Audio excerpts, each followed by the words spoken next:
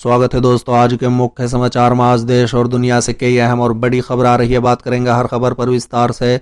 कड़ी सजा देने की तैयारी में तालिबान। अफगानिस्तान में चोरों के काटे जाएंगे हाथ। अवैध संबंध बनाने पर मिलेगी पत्थरों से मारने की सजा। एक और बड़ी अपडेट। तालिबान सरकार के विदेश मंत्री का बड़ा बयान। बोले आतंकवादियों को नहीं करने देंगे अफगानिस्तान की धरती का इस्तेमाल। एक और बड़ी अपडेट। 10 हफ्ते में कामयाब हो जाएगा ईरान का परमाणु कार्यक्रम। बुरी तरह डरे इजराइल ने फौरन मांगी मदद। इसी के साथ अगली बड़ी खबर में आपको बताएंगे। राकेश टिकैत ने ओवैसी को बता दिया भाजपा का चाचा जान। बोले अब तो जिता कर ही ले जाएगा। एक और बड़ी अपडेट। योगी आदित्यनाथ पर असदुद्दीन ओवैसी ने साधा निशाना। बोले अगर काम किए होते तो न चिल्लाना पड़ता बाबा। इसी के साथ अगली बड़ी खबर में आपको बताएंगे। अफगान मूल के इंडियन बिजनेसमैन अफगानिस्तान में किडनैप। कर्मचारियों की भी बुरी तरह की गई पिटाई। एक और बड़ी अपडेट। कांग्रेस छोड़ने के बाद सुष्मिता देव को मिला इनाम। टीएमसी ने राज्यसभा के लिए नॉमिनेट किया नाम। एक और बड़ी अपडेट। मोदी का जन्मदिन मनाने वालों को किसानों की चेतावनी। तो चलिए देख लेते आज की पहली बड़ी खबर। कड़ी सजा देने की तैयारी में तालिबान। अफगानिस्तान में चोरों के काटे जाएंगे हाथ। अवैध संबंध बनाने पर मिलेगी पत्थरों से मारने की सजा।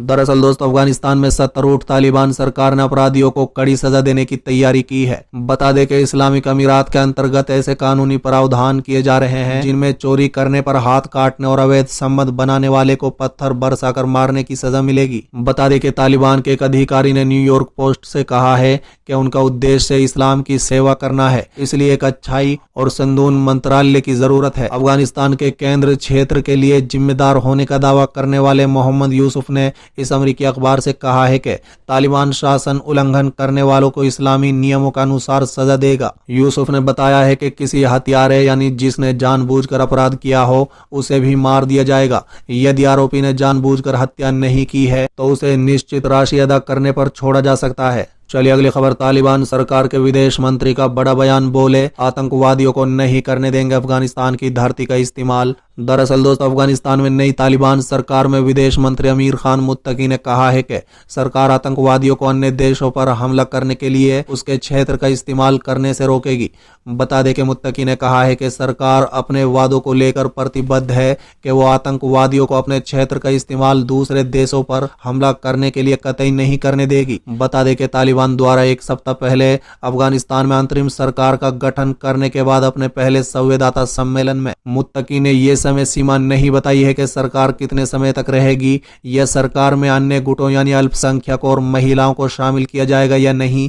चुनाव की संभावना के बारे में पूछे जाने पर मुत्तकी ने मांग की कि अन्य देश अफगानिस्तान के आंतरिक मुद्दे में हस्तक्षेप न करें। चलिए अगली खबर। 10 हफ्ते में कामयाब हो जाएगा ईरान का परमाणु कार्यक्रम। बुरी तरह डरे इजराइल ने फौरन मांगी मदद। दरअसल दोस्तों इजराइल ने चेतावनी जारी करते हुए दावा किया है कि अगले 10 हफ्ते में ईरान परमाणु हथियार बनाने में कामयाबी हासिल कर लेगा, जो उसके लिए बड़ा खतरा साबित हो सकता है। बता दें इजराइल ने कहा है कि ईरान केवल 10 सप्ताह के भीतर बम बनाने के लिए पर्याप्त परमाणु सामग्री हासिल कर सकता है। माना जा रहा है कि इस जानकारी ने इजराइल को काफी डरा दिया है, लिहाजा इजराइल ने अंतर्राष्ट्रीय बिरादरी को चेतावनी जारी करते हुए मदद की अपील की है। बता दें कि इजराइल के रक्षा मंत्री बेनी गैट्स ने इस हफ्ते संयुक्त राष्ट्र सुरक्षा परिषद में ईरान के परमाणु भंडारे पर अलार्म बजाते हुए विश्व नेताओं को कार्रवाई करने का आग्रह किया है। इजरायली रक्षा मंत्री ने कहा है कि ईरान परमाणु हथियार के लिए आवश्यक हथियार ग्रेड सामग्री हासिल करने में केवल 10 हफ्ते दूर है। उन्होंने कहा है कि ईरान पर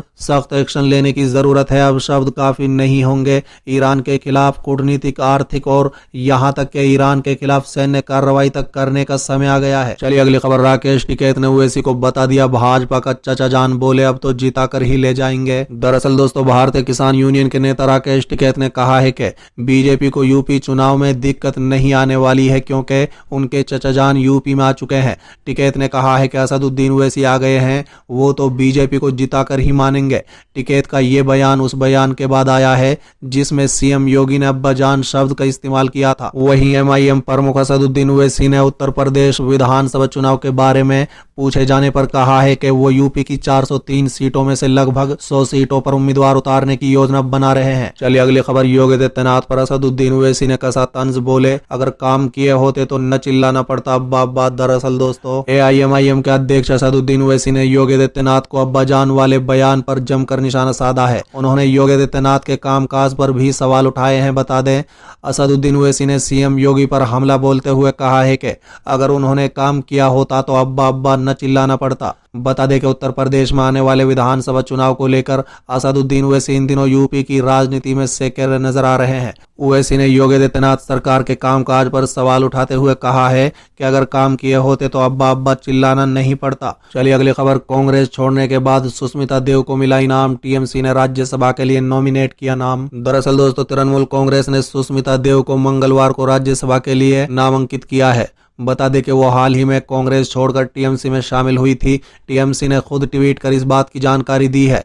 पार्टी ने ट्वीट किया है कि हमें सुष्मिता देव को संसद के ऊपरी सदन के लिए नामांकित करने में खुशी हो रही है। बता दें कि राज्यसभा उम्मीदवार बनाए जाने पर प्रसन्नता जाहिर करते हुए सुष्मिता देव ने कहा है कि मैं अभिभूत हूं, मैं अपनी नेता ममता बनर्जी के तहे दिल से धन्यवाद देती हूं। चलिए अगली खबर। मोदी के जन्मदिन मनाने वाले को किसानों की चेतावनी। दरअसल दोस्तों, संयुक्त किसान मोर्चा से संबंधित किसान जत्थाबंदियों के अधिकारियों ने बलविंदर सिंह हरवाला की अध्यक्षता में मीटिंग की। इस मीटिंग के दौरान समूचे नेताओं ने जहां 27 सितंबर को भारत बंद को सफल बनाने के बारे में विचार किया, वहीं उसके साथ ही 17 सितंबर को प्रधानमंत्री नरेंद्र मोदी का जन्मदिन मनाने वालों का सख्त विरोध करने का भी ऐलान किया है। बता दें कि नेताओं ने कहा है कि भारत बंद के दौरान सभी शहरों में विशाल रैलियां की जाएंगी, जिसके अंतर्गत गुरदासपुर की रैली रेलवे फाटक पर होगी, जहां रेल और सड़क यातायात रोककर रोष प्रदर्शन किया जाएगा। उन्होंने कहा है कि जत्थाबंदियों के नेता इस बंद की तैयारी के लिए 19 सितंबर को रेलवे स्टेशन पर मीटिंग भी करेंगे। नेताओं ने ऐलान किया है कि प्रधानमंत्री नरेंद्र मोदी के जन्मदिन के मौके पर 17 सितंबर को जिला गुरदासपुर में भारतीय जनता पार्टी का कोई भी कार्यक्रम नहीं करने दिया जाएगा। उन्होंने कहा है कि 23, 24 और 25 सितंबर को गांव में पहुंचकर भारत बंद को सफल बनाने के लिए अपील की जाएगी। चलिए अगली खबर। उत्तर प्रदेश में चुनाव से पहले मायावती को बड़ा झटका, बसपा छोड़ सपा में शामिल हुए कई नेता। दरअसल दोस्तों,